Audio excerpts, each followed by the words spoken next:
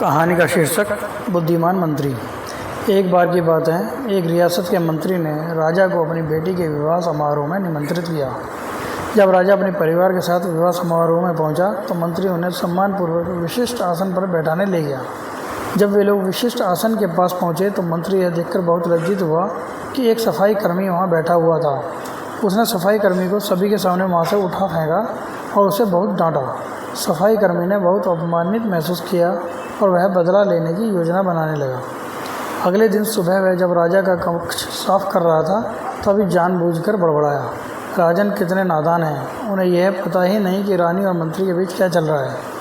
राजा आधी नींद में था। यह क्या बकवास कर रहे हो, उसने पूछा। महाराज, मैं पूरी रात सो नहीं पाया, मैं तो नींद में बड़बड़ा रहा था, सफाई कर्मी जवाब में बोला।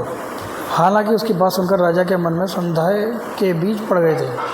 सफाई कर्मी के जाने के बाद राजा ने स्वयं से कहा, सफाई कर्मी की बात बिल्कुल सच ही होगी, वह तो महल के हर कमरे में जाता रहता है। राजा मंत्री से चिढ़ने लगा और समय समय पर उसे अपमानित करने लगा। एक दिन तो उसने द्वारपालों से यह तक कह दिया कि वे मंत्री को महल में घुसने ही ना दें। मंत्री राजा के व्यवहार से बहुत चकित था, लेकिन कुछ विचार करने के बाद उसे समझ आ गया कि सफाई कर्मी ही इसके लिए जिम्मेदार हो सकता है। मैंने उसका अपमान किया था, उसी का उसने बदला लिया है।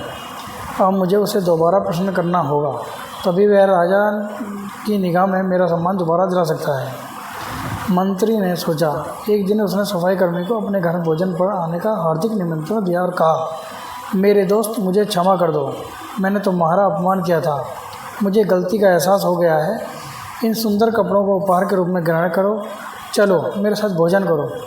सफाई कर्मी प्रसन्न हो गया। वह सोचने लगा, मंत्री तो अच्छा आदमी है, मैंने ही उस दिन गलती कर दी थी। अब सफाई कर्मी प्रसन्न था और प्रयास करने लगा कि मंत्री के बारे में राजा की धारणा बदली जाए। एक बार जब वह राजा के कक्ष में गया तो राजा सो रहा था। वह बड़बड़ाने लगा, अरे राजा का तो दासी के साथ प्रेम संबंध है, बड़ी लज्जा की बात है। राजा ने उसका बड़बड़ाना सुना तो उठकर बैठ गया। राजा ने सफाई कर्मी को बहुत डांटा।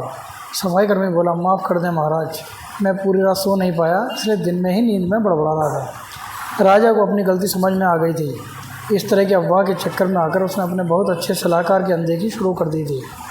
राजा ने मंत्री को बुलाया और दोनों फिर से मित्र बन गए। दोस्तों, हम आशा करते हैं कि आपको कहानी पसंद आई होगी। कृपया करके कमेंट में बॉक्स में बताइए कि कहानी आपको कैसी लगी और हमारे चैनल को लाइक एंड सब्सक्राइब करें और बेल आइकन दबाना ना भूलें। धन्यवाद।